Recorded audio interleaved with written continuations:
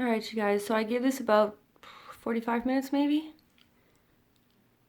The overall look is really, really cool.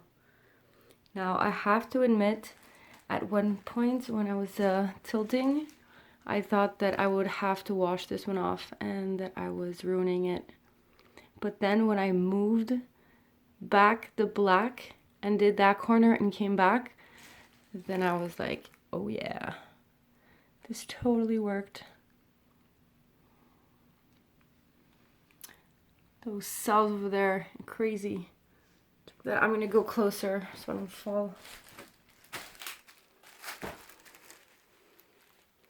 Check it out.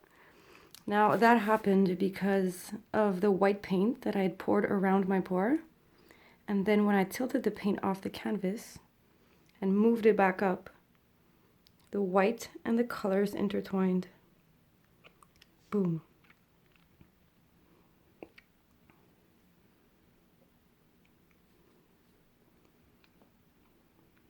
There's a lot of interesting effects here. Really. And of course I got my negative space, which I love. Alright, stay tuned for the dried result.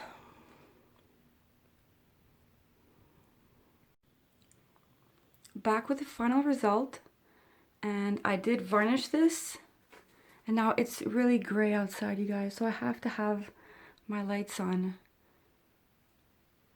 It's different with a natural daylight, but I think you can still see it. And you see that reflection there?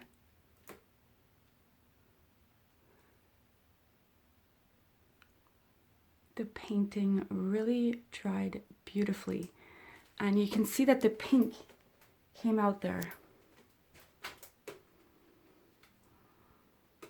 It's still very cloudy and very earthy, and I love the black and negative space with that little sort of twirl in there. Hope you guys like this. Have a good one.